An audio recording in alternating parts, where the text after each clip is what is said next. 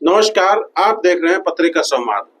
आज का मुद्दा है देशभक्ति को लेकर, आज का मुद्दा है भारतीयता को लेकर, आज का मुद्दा है हमारे आत्म सम्मान को लेकर, आज का मुद्दा है पहलगाम को लेकर, आज का मुद्दा है कश्मीर को लेकर। इन मुद्दों पर बात करने के लिए आज हमारे साथ उपस्थित है कर्नल परमवीर जी, जिन्होंने कश्मीर में रह के काम किया है, जिन्होंने सियाचिन में रह के काम किया है, जिन्होंने दुश्मनों के दांत खट्टे किए, चीन के भी दांत खट्टे किए और पाकिस्तान के भी दांत खट्टे किए। ऐसे कर्नल परमवीर जी आज हमारे साथ उपस्थित है। आज का मुद्दा है पाकिस्तान को लेकर।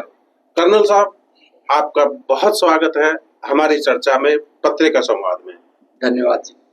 कर्नल साहब, पाकिस्तान जिस तरह से नीच हरकतें कर रहा है तो वो हमारे आत्म सम्मान को ठेस पहुंचाती है, वो हमारी भारतीयता को ठेस पहुंचाती है। कब तक सहते रहेंगे? पहलगाम में उन्होंने जो है आतंकवादी घटना को अंजाम दिया, निर्दोष लोगों को मार दिया, केवल भारतीयों को नहीं, उसमें विदेशी लोग भी शामिल थे।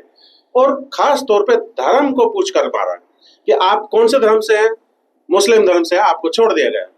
आप हिंदू धर्म से हैं, क्रिश्चियन धर्म से हैं, बाकी धर्मों से, बौद्ध से, जैन से, तो आपको उड़ा दिए गए। और फिर बाद में हम कहते रहे, हमेशा से कहते रहे, हमारा एक मानना रहा कि आतंकवाद का कोई धर्म नहीं होता।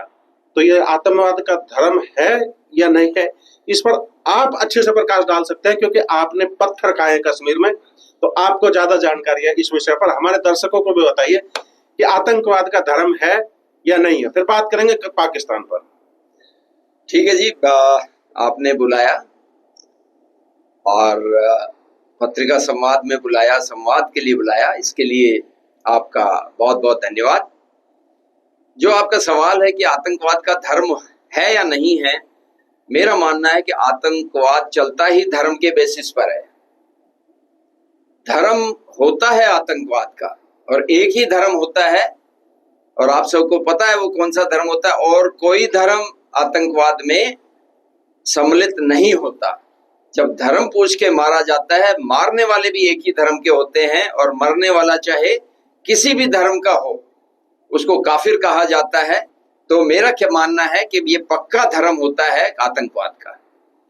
आपने पत्थर तो जरूर खाए होंगे, जब आप कश्मीर में काम किया है तो निसंदेह आपने पत्थर खाए होंगे।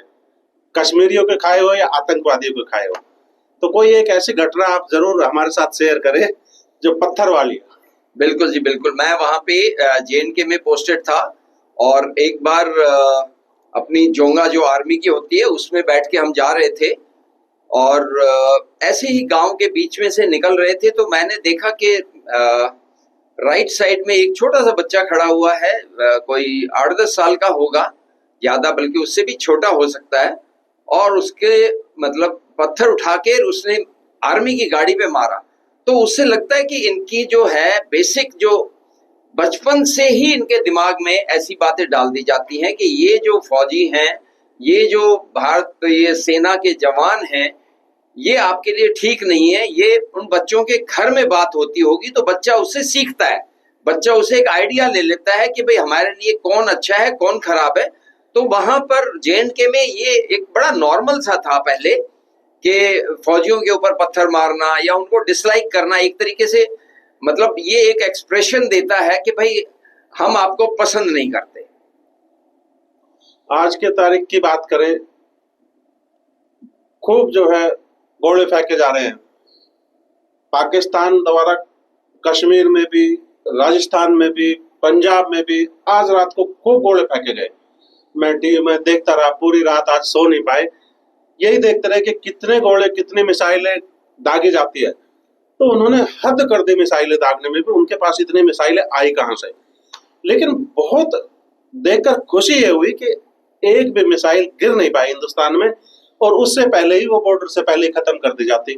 तो हमारे पास इस तरह की टेक्नोलॉजी है कि आप 100 मिसाइलें दाग दीजिए एक साथ, तो 100 की 100 आप ढेर कर देंगे, उसको डिफ्यूज कर देंगे। तो मुझे बड़ा अच्छा लग रहा था। तो पाकिस्तान के पास ये मिसाइलें होना, ये बाकी चीज होना, ये कोई दूसरा देश देता है, प्रायोजित करता है, या इनके पास खुद क्या है? क्योंकि ये देश तो बेकार ही है। बिल्कुल, ये देश खरीदने में सक्षम नहीं है, नहीं है, इसके पास कुछ भी नहीं है, कुछ भी नहीं है। ये तो कटोरा लेके मांगते रहते हैं। बिल्कुल जी। एक प्रचलित कहावत है कि कटोरे के साथ पाकिस्तान का नाम जुड़ा ही हुआ है। आतंकवाद और कटोरा। आतंकवाद और कटोरा। आतंकवाद तो इन्होंने एक इंडस्ट्री के रूप में बनाना चाहा, पर इनसे बढ़ नहीं पाया। आतंकवाद ने ही इनका खात्मा किया है। और अब कटोरे की बात आती है तो कभी विश्व बैंक के पास, कभी अमेरिका के पास, कभी चाइना के पास, कभी दूसरे देशों के पास। मुझे लगता नहीं कि कोई भी देश ऐसा हो जिनके पास ये ना गए हो और कुछ ना कुछ लेकर ना आए हो। तो इनके पास कहाँ हैसियत है हथियार खरीदने की। फिर भी हथियार तो आ रहे हैं, तो कोई दूसरा देश प्रायोजित कर रहा है। आपको क्या लगता है? बिल्कुल ठीक बात है। हम सब जानते हैं इस बात को कि पाकिस्तान के अंदर इतना पैसा नहीं है। इस तरीके का देश पाकिस्तान उन्नत, या जिसके पास फॉरेन करेंसी या फॉरेन डिपॉजिट हो, ऐसा कुछ भी नहीं है। परंतु क्या होता है कि जब एक देश उठता है, जो पहले दबा हुआ देश था, जो हमेशा पहले औरों के सहारे पे चलता था, तो वो जब देश उठता है तो बहुत सारे देश जो पहले उसको सहारा देते थे, उनको वो पसंद नहीं आता कि ये देश हमारे बराबरी में आके क्यों खड़ा हो रहा है। तो वो जो देश हैं, खास तौर से हमारे सराउंडिंग हुए, जैसे कि चाइना है, उसके साथ हमारा बॉर्डर डिस्प्यूट है, 1962 की वॉर भी हम लोगों ने लड़ी थी। तो ऐसे बहुत से देश हैं जो कि हिंदुस्तान को देखना नहीं चाहते कि हिंदुस्तान एक आत्मनिर्भर और एक डेवलप्ड नेशन बन जाए। तो एक मतलब दुनिया में ये पॉलिटिक्स वगैरह चलती रहती है कि किसको दबाया जाए, कैसे दबाया जाए, चाहे वो पॉलिटिकली दबाया जाए, चाहे उसको इंडस्ट्रियल तौर पे दबाया जाए, या उसको किसी टेक्नोलॉजी तौर पे दबाया जाए। तो ये बहुत बड़े षड्यंत्र चलते रहते हैं। अदरवाइज पाकिस्तान में इतनी हिम्मत नहीं है कि वो इतना सब कुछ पैदा कर दे, या इतने ड्रोन ले आए, या इतनी मिसाइल ले आए।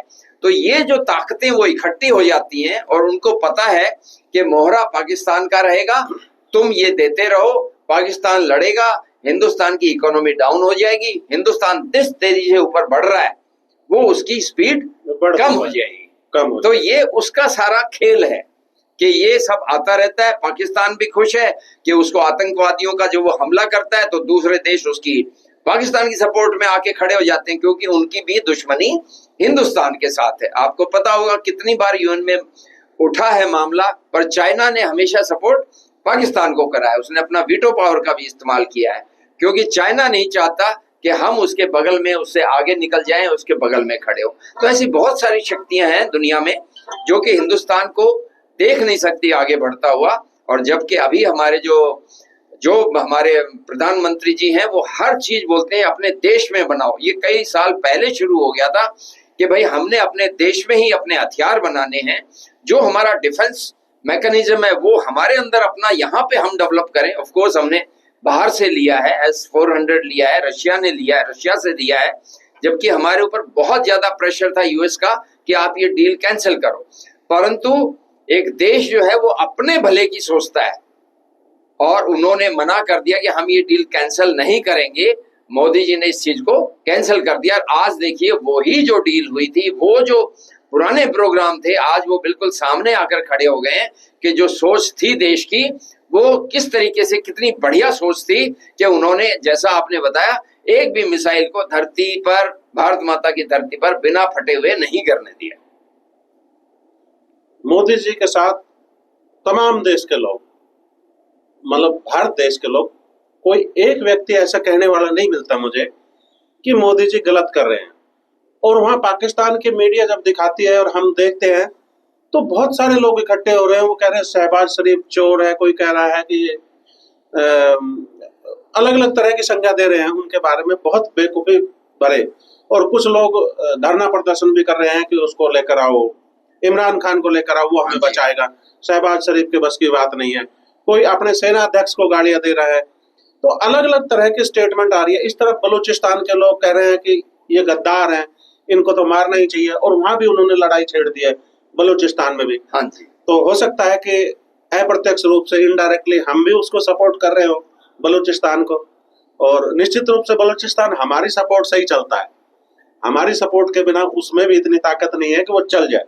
अब चल रहा है, और मुझे लगता है कि अब वो देश आजाद होकर रहेगा, पाकिस्तान से अलग होकर ही रहेगा निश्चित रूप से। तो मैं देखता हूं कि पाकिस्तान में उनकी सरकार के साथ उन्हीं के लोग नहीं है। और जबकि हिंदुस्तान की बात करें, एक तुलनात्मक बात करें, तो भारत में एक व्यक्ति ऐसा कहने वाला नहीं मिलेगा, चाहे वो विपक्ष के ही लोग हो, चाहे विपक्ष के नेता हो, चाहे विपक्ष के उस तरह के लोग हो, आम नागरिक हो, लेकिन वो ये बात नहीं बोल सकता कि मोदी जी गलत कर रहा है। तो कितना हमारे और उनमें कितना भेद है कि वो एक अलग दृष्टिकोण से रहते हैं, हम एक अलग दृष्टिकोण से रहते हैं। हम अपने नेता में भरोसा रखते हैं, विश्वास रखते हैं, और वो अपने ही नेता में भरोसा और विश्वास नहीं रखते। तो किस तरह से लड़ पाएंगे, किस तरह से चल पाएंगे, उनका क्या भविष्य रहेगा? वो देश तो एक ना एक दिन खत्म ही हो जाना है, टूटना ही है। टूटना तो है ही। वो तो बलूचिस्तान तो अलग समझो हो ही गया, उसको हम अलग ही देश मान के चले तो ज्यादा अच्छा है, क्योंकि बलूचिस्तान तो अलग, उसके बाद भी सिंध अलग होगा, और उसके बाद भी और टुकड़े होंगे। तो पाकिस्तान के तो टुकड़े टुकड़े हो ही जाने हैं निश्चित रूप से। तो आप ये किस दृष्टिकोण से देखते हैं कि भारत के लोगों में और पाकिस्तान के लोगों में क्या अंतर है देशभक्ति को लेकर? देखिए, अगर हम विभाजन से पहले की बात करें, 1947 से पहले की बात करें, तो हम सब भारतीय थे, कोई फर्क नहीं था। परंतु कहते हैं ना कि भाई अगर आपके लीडर अच्छे ना हो तो फिर अलग एक मौसम हो जाता है, अलग एक वातावरण हो जाता है। जबकि हमारे यहाँ जो लीडर हुए हैं पिछले 70-75 साल में, वो अलग तरीके के हुए हैं। वहां की आर्मी और यहाँ की आर्मी में बहुत फर्क है। अगर आप पाकिस्तान आर्मी का देखेंगे तो आपको आश्चर्य होगा कि वहां जितने भी आर्मी वाले होते हैं, by the time they retire, वो करोड़पति, अरबपति, अपनी फैक्ट्रियों के मालिक होते हैं। एक वहां की जो आर्मी है वो खुद ही बहुत सारी फैक्ट्रियां चलाती हैं। तो पाकिस्तान आर्मी का जो इम्प्रेशन आम जनता पर है, पाकिस्तानी जनता पर है, वो अच्छा नहीं है।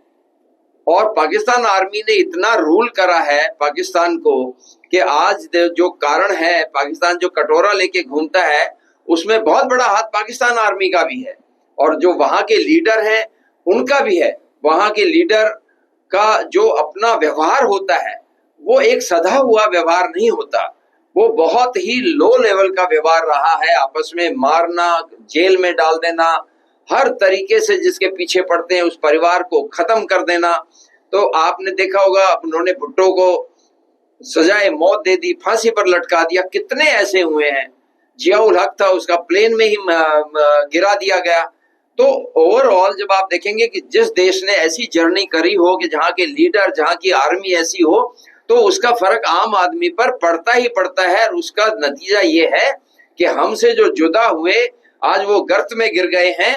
और जबकि हमारे यहाँ एक वातावरण अच्छा रहा, एक वातावरण देश के प्रति, कि देश पहले आता है, संविधान पहले आता है, हम बाद में आते हैं। तो ये उसका ही असर है कि उनका वातावरण और हमारा जो देश के अंदर वातावरण है, जैसा कि आप बता रहे हैं कि यहाँ पर विपक्ष भी बिल्कुल साथ खड़ा हुआ है, ये बिल्कुल सही बात है।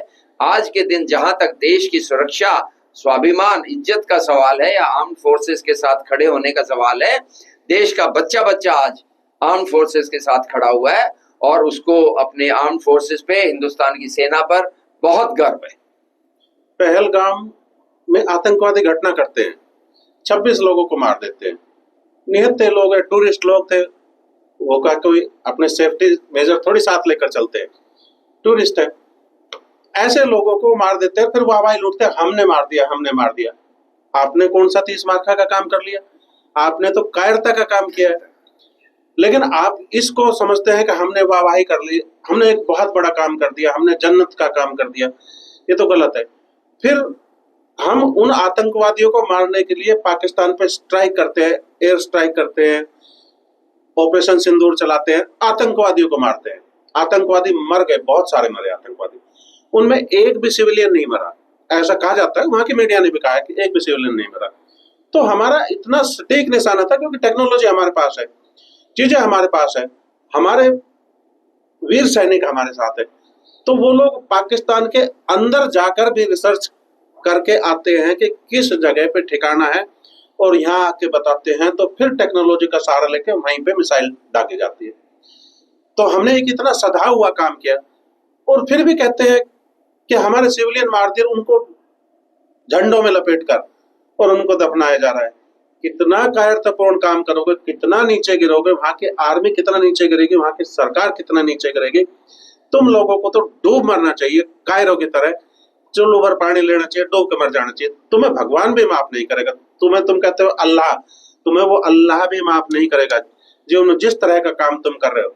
तुम एक कत्ल करने वाले का आप उसको कहते हो कि ये शहीद है, एक बेकसूर का कत्ल करने वाले को शहीद कहते हैं। तो ऐसे लोग, जब हम पहलगाम की बात करते हैं, हम ऑपरेशन सिंदूर चलाते हैं, फिर वो बदले की कार्रवाई पे आ जाते हैं। हम बदला लेंगे, किस चीज का बदला लेंगे? हमने आतंकवादियों को मार दिया, उस चीज का बदला। आतंकवादी तुम्हारे लिए भी नासूर बन चुके हैं, लेकिन उनमें दिमाग नहीं, सोच नहीं सकते वो लोग। उस लेवल पर जाकर उनकी सोच है ही नहीं कि वो एक लेवल पे जाके सोच सके। वो बहुत छोटे लेवल पर हमारे आतंकवादी मार दिए। अरे आतंकवादी किसी के नहीं होते। तुम्हारे कराची में बम फटते हैं, तुम्हारे लाहौर में बम फटते हैं, तुम्हारे दूसरे स्थानों पर भी बम फटते हैं रोजाना। तो ये आतंकवाद तुम्हारे लिए नासुर बन चुका है और इस आतंकवाद को खत्म हम कर रहे हैं। जिम्मेदारी तुम्हारी, खत्म हम कर रहे हैं। तुम्हें तो चैन की सांस लेनी चाहिए कि हिंदुस्तान तुम्हारा साथ दे रहा है। उल्टा तुम सोच रहे हो कि हमारे यहाँ युद्ध कर रहा है, तो फिर गोले दागने लग जाते हो। तुम कितने कायर हो, कितने रहोगे कि बेकसूरों पर भी गोले दागते हो। तो खैर, उन गोलों से तो हम नहीं डरने वाले। हमारे लीडरान ऐसे हैं, हमारा नेतृत्व ऐसे व्यक्ति के हाथ में है कि हमें डरने की आवश्यकता नहीं है। फौजी हमारी इतनी सक्षम है, सैनिक हमारी इतनी सक्षम है, सेना, कि हमें डरने की जरूरत नहीं है। और पाकिस्तान जैसे देश से तो हम क्या डरे? चीन जैसे देश से हमें डरने की आवश्यकता नहीं है। पाकिस्तान जैसे देश से क्या डरे? तो कुल मिला के बात यह है कि अब पाकिस्तान गोले पे गोले दागा जा रहा है, मिसाइल पे मिसाइल दागे जा रहा है, हम उनको डिफ्यूज करते जा रहे हैं। तो क्या हमें ऐसा नहीं करना चाहिए कि हमें बदले में गोले दाग देने चाहिए? अब वहां के मिलिटेंट्स तो तकरीबन खत्म ही हो चुके। अब बात आती है सेना के हेडक्वार्टर्स की, या सेना के स्थानों की, या सिविलियनों पे। सिविलियनों पे तो हमारा एथिक्स अलाउ नहीं करता कि हम सिविलियन पे गोले दागें। उनका एथिक्स अलाउ करता होगा, हमारा नहीं करता। हम तो नहीं दागते। क्या हमें उनके आर्मी के सिस्टम को खत्म नहीं कर देना चाहिए? बिल्कुल ठीक बात है, आर्मी के सिस्टम को। परंतु हिंदुस्तान ने पहले तो एक मौका दिया है पाकिस्तान को कि देखो भाई, हमारे यहाँ नुकसान जो करा है, जो मारे हैं पहलगाम में, धर्म पूछ करके मारे हैं और निहत्थे आदमियों को, टूरिस्ट को मारा है, तो हम केवल उनको मारेंगे जो ये काम करते हैं, आतंकवादी। तो हमारा सारा हर तरीके का जो भी टेक्नोलॉजी थी वो केवल उसी चीज पे लगाई गई। यहाँ पर मैं ये बताना चाहता हूँ कि टेक्नोलॉजी के अलावा आपकी ट्रेनिंग भी मैटर करती है। कहते हैं ना कि भाई, it is the man behind the weapon. हथियार सबके पास होता है, परंतु मैटर क्या करता है कि जो आदमी हथियार अपने हाथ में रखा हुआ है उसके अंदर कितना जज्बा है, उसकी ट्रेनिंग किस लेवल की है, वो मैटर करता है। हथियार तो उधर भी है, परंतु क्या उनमें जो आदमी गलत काम करेगा वो पक्का दिल से छोटा रहेगा ही रहेगा। और हम जो सच के साथ खड़े होते हैं, हमारा दिल बड़ा होता है, भगवान साथ देता है और हथियार भी साथ देता है। उनका तो ऐन मौके पे हथियार भी साथ नहीं देगा। क्यों? क्योंकि उनके कर्म ऐसे हैं। अभी टेक्नोलॉजी की वजह से हमने केवल अटैक उन्हीं पे के जो उनके आतंकवादियों के जो गढ़ थे या कैंप थे उन पे करा था, परंतु पाकिस्तान एज पर नेचर उसको कोई वो मतलब नहीं है। उन्होंने वापस फिर हमारे उस पर अटैक कर दिया, जबकि उसको ये सोचना चाहिए था भाई इनका नुकसान हुआ है, गलत हुआ है, उसके बाद में इसको शांत बैठना चाहिए था। परंतु उसने हमारे ऊपर वापस अटैक किया है, फिर हमने करा है। तो ये जो चीज है कहाँ रुकेगी, ये सोच पे निर्भर है कि वहां के आम आदमी की। क्योंकि फौज की जो सोच है वो 1971 की है कि जब बांग्लादेश को पाकिस्तान से अलग, बांग्लादेश ने अपना देश अलग बना लिया था, तो क्योंकि उसमें बीच में हम थे, तो पाकिस्तान ने ये सोचा कि हमारे खिलाफ ही काम करा जाए। और तब उन्होंने बोला था we will bleed India by 1000 cuts, यानी हम हिंदुस्तान पे हजारों कट लगाएंगे और धीरे धीरे वो ब्लीड करता करता खून से लथपथ होता हुआ मर जाएगा। तो ये उसी बात को लेकर के आज भी चल रहे हैं कि कैसे भी करके इनको जहां लगे, उसमें सबसे अच्छा तरीका है कि अटैक करूंगा तो डिफीट हो जाएगी। पाकिस्तान सोचता है इससे अच्छा आतंकवाद का सहारा ले लो, बाद में मना कर दो कि भाई हम तो जानते नहीं कौन है, नॉन स्टेट एक्टर है, कोई होगा गया होगा, हमें तो पता ही नहीं है। तो वो इस तरीके से अपना 1000 एक्ट वो कट्स देना चाह रहा है। अब ये ओवर पीरियड हम लोग कुछ नहीं करते थे, पर there is a limit to that. अब एक बात है कि आपके यहाँ के आदमियों को मारा जाता है, धर्म पूछ के मारा जाता है, उसकी वाइफ और बच्चों के सामने मारा जाता है, तो इज्जत भी कोई चीज होती है ना देश की। हम लोग यहाँ पर बैठे हैं, हर देशवासी उसको देखता है तो क्या सोचता होगा कि यार ये मेरा देश है जहां पर कि ऐसे करके मारा जाता है और हम कुछ नहीं करते। इसमें सर मुझे कुछ और भी आशंकाएं नजर आती है। मुझे लगता है कि पाकिस्तान में इतना दिमाग नहीं है, इतना ब्रेन नहीं है कि वो इस लेवल की बात सोच सके। अब धीरे धीरे जैसे अमेरिका और चाइना की पे टैरिफ लगाए जा रहे हैं खरीदने पर, तो उनका व्यापार खतरे में पड़ रहा है। अब धीरे धीरे वो सारी चीजें घूमकर हिंदुस्तान के पास आ रही है। हाँ जी, हमें उसका फायदा मिल रहा है। हाँ बिल्कुल। दो शक्तियां लड़ रही है तो तीसरे को फायदा मिल रहा है। फायदा लेने की प्रयास नहीं कर रहे, पर ऑटोमेटिक हमें फायदा मिल रहा है। ये तो हाँ जी। तो चाइना इस बात से डरा हुआ है कि ये सारे के सारे फायदा हिंदुस्तान ले जाएगा, तो फिर ये तो मेरे मुकाबले में आके खड़ा हो जाएगा। बिल्कुल, मेरी जितनी जीडीपी है उतनी ही जीडीपी अगर इंडिया की हो गई तो हम दोनों तो बराबर हो गए। तो बराबर कोई नहीं देखना चाहता। तो उन्होंने कहा कि यहाँ हम आतंकवाद फैलाते हैं और एक दुनिया को मैसेज दे, विश्व समुदाय को ये मैसेज दे कि यहाँ तो आतंकवाद बहुत है, यहाँ शांति नहीं है, यहाँ व्यापार करना ठीक नहीं है, खतरे का काम है। तो विश्व समुदाय यहाँ भारत में ना आए, चाहे किसी अन्य जगह चला जाए, उससे हमें कुछ लेना देना नहीं, लेकिन भारत में नहीं आएगा। तो मुझे लगता है कि उन्होंने पाकिस्तान के लोगों को उकसाया होगा कि आप जाओ, आप कश्मीर में टेररिस्ट बन के जाओ, वहाँ आतंकवाद फैलाओ और दुनिया में मैसेज दो। हाँ जी, हाँ जी, बिल्कुल। तो मुझे ये बिल्कुल मेरा ठीक जो ये शक है या कहो कि संभावना है कि मुझे ऐसी प्रतीत होती है। क्या आपको भी लगता है ऐसे? आप सहमत हूं भी और नहीं भी, क्योंकि पाकिस्तान का तो ये रवैया कभी से रहा है। ये टैरिफ वाला तो अभी लगा लो आप, जब से अभी ट्रम्प आए हैं तभी से है। आतंकवादी घटनाएं बहुत दिन में हुई है। हाँ पहले, और वैसे सालों साल से चलती आई हैं। ताज होटल में भी हुआ है और पुलवामा में भी हमारे मार दिए गए थे, एक बस उड़ा दी गई थी सीआरपीएफ वालों की। तो ऐसे करके काफी उड़ी में भी हुआ है।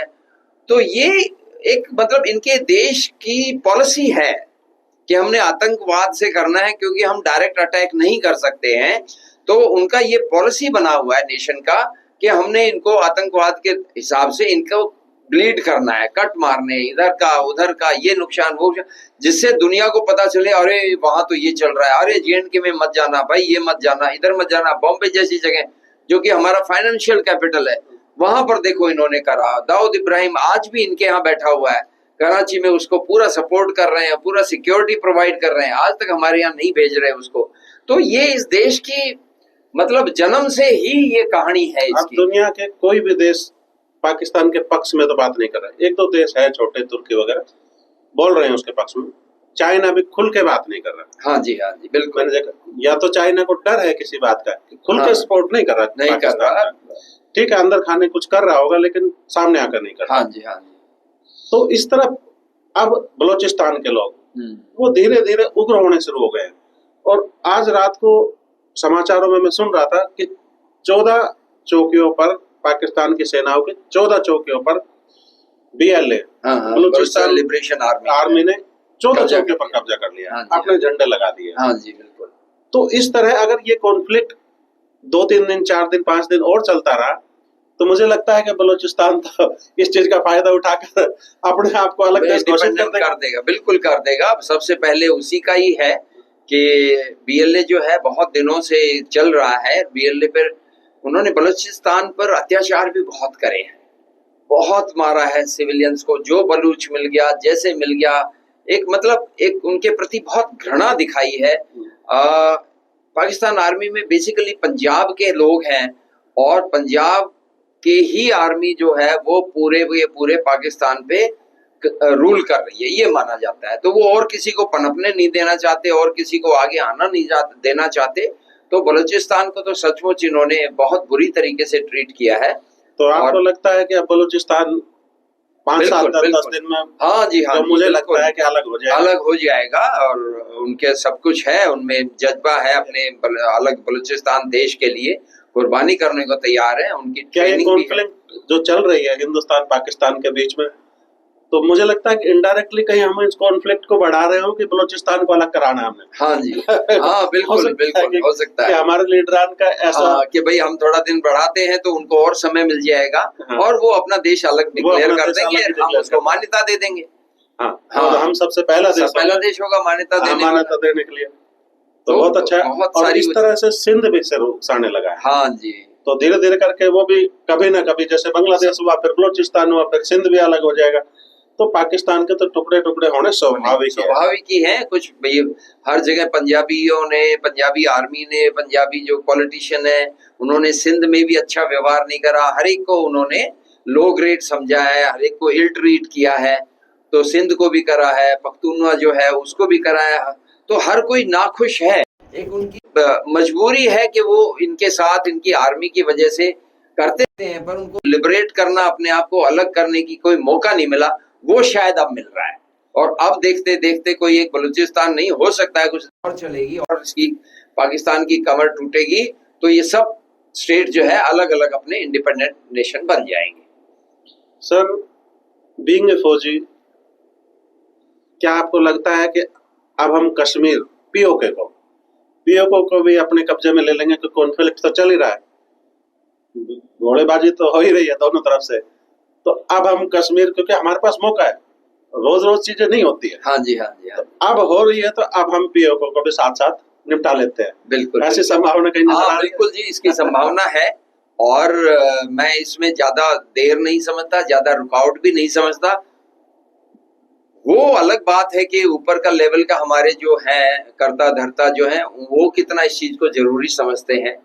कोई चीज लेना, उनको डिक्लेयर तो वो पहले से ही कर रहे थे कि जल्दी ही पीओके हमारा होगा। तो आई एम वेरी श्योर कि अगर उन्होंने बोला है, कुछ सोच समझ के बोला है, और ये सही अपॉर्चुनिटी है, ये सही मौका है कि पीओके वाले तो वैसे भी हमारे साथ हैं। वो कई बार उन्होंने काफी प्रदर्शन करे हैं, बड़े उग्र प्रदर्शन किए हैं कि हम हिंदुस्तान के साथ जाना चाहते हैं। तो मेरे ख्याल से इससे अच्छा मौका उनके लिए नहीं है कि वो हिंदुस्तान को ज्वाइन करेंगे और पीओके हमारा होगा, पूरा J&K हमारा होगा। जो आज तक हम लिखते थे पीओके, पाक ऑक्युपाइड कश्मीर, ये नाम अब नक्शे से मिट जाएगा। तो हम पीओके को ही लेंगे क्या हम और भी आगे बढ़ जाएंगे? हाँ, ये हमारे लिए आगे बढ़ना कोई मुश्किल काम नहीं है। बिल्कुल बिल्कुल बिल्कुल। हम, हमारी सेनाओं के लिए मैं इतना कॉन्फिडेंट हूँ कि मुझे लगता है क्या है पीओके, हम तो पीओके से आगे बढ़ जाएंगे। हाँ, लाहौर तक पाकिस्तान की सेना है ही क्या हमारे सामने? वो रोक पाएगी हमें? उसके बस की बात नहीं है। हाँ ठीक है, कुछ चीन, कुछ दूसरे लोग थोड़ा बहुत साथ दे तो कुछ दिन चल पाएंगे। हाँ जी, हाँ जी, बस बहुत ज्यादा दिन नहीं।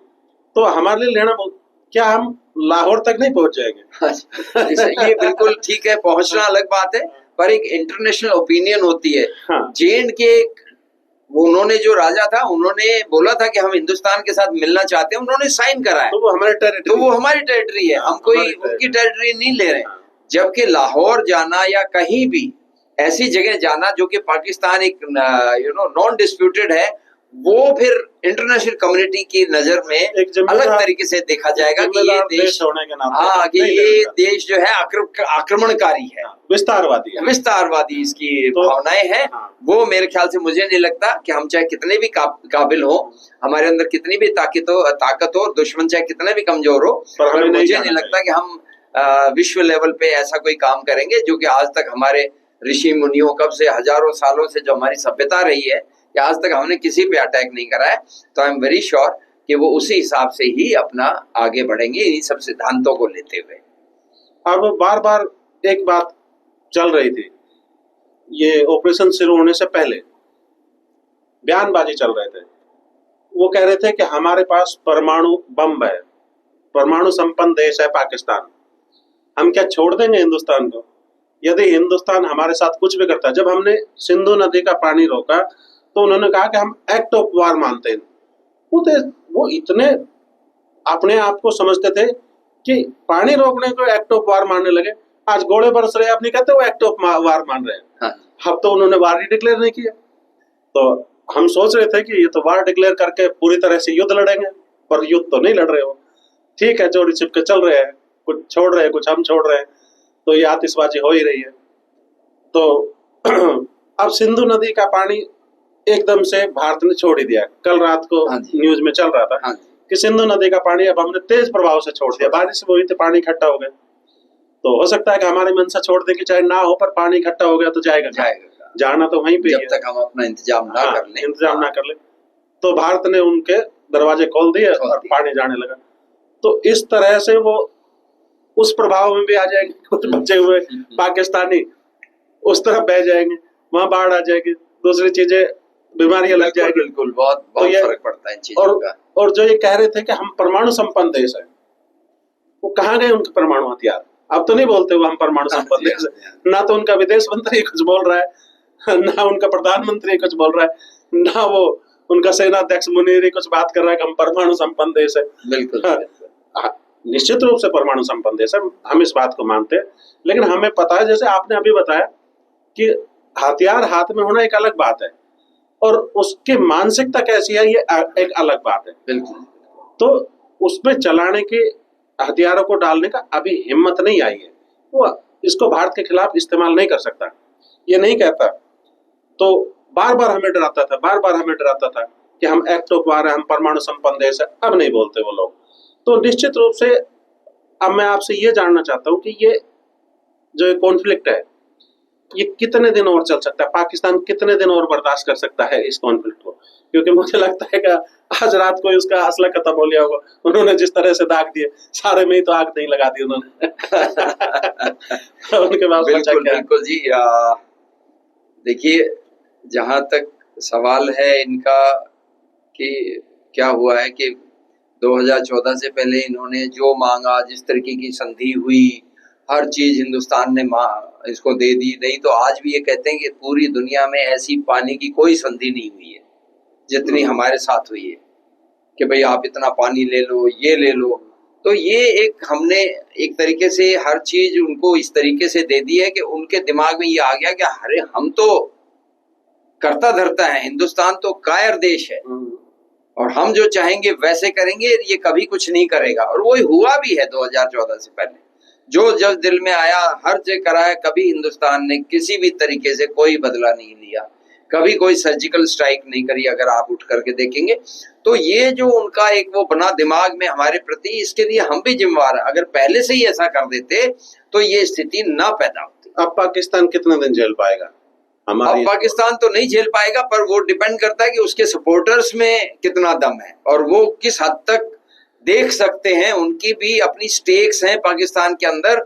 चाइना ने इतना बिलियंस ऑफ डॉलर्स लगाया है, जो ग्वादर जो एयर वो अपना पोर्ट है उस पर, तो वो जो आदमी लगा देता है पैसा, वो किसी भी हालत में उसको गिरता हुआ नहीं देख पाएगा। अब उसके लिए चाइना क्या करता है, अपनी फोर्सेस को अपने बॉर्डर पे भेजता है या पाकिस्तान को रिप्लेनिश करता है, क्या करता है वर्ल्ड लेवल पे, फिर यूएन लेवल पे क्या होगा, वहां पर वीटो पावर होगी, क्या होगा। अदरवाइज पाकिस्तान का अपना दम नहीं है कि वो अब एक दो दिन से ज्यादा और झेल पाए, और उनका मोरल बिल्कुल डाउन है। उनकी आर्मी बिल्कुल डिसइंटीग्रेट होने को तैयार है, उनके जो अपने अपने स्टेट्स हैं वो डिसइंटीग्रेट होने को तैयार हैं। और अगर ये नहीं बंद होता है 2-1 दिन में तो पाकिस्तान खत्म हो जाएगा। ये मैंने देखा है कि वहां का कोई भी प्रधानमंत्री, कोई भी राष्ट्रपति या कोई भी सेना का अध्यक्ष, इन तीनों में से तो जैसे ही कोई रिटायर होता है, पाकिस्तान के प्रधानमंत्री पद से कोई हटता है, तो या तो वो जेल में जाता है या विदेश में जाता है। राष्ट्रपति भी ऐसे ही होता है और ऐसे ही सेना का अध्यक्ष होता है। सेना का अध्यक्ष शायद जेल में नहीं जाता होगा, विदेश तो जरूर जाता ही है। तो ये क्या इनके मेंटलिटी सेट है? ये ऐसा क्यों करते हैं? ये जैसा कि मैंने बताया कि कुछ ये तो ऊपर वाला ही जाने कि क्या है, पर ये वास्तविकता है जो आपने बताई है कि इनका वहां काम करने का तरीका ही ऐसा है।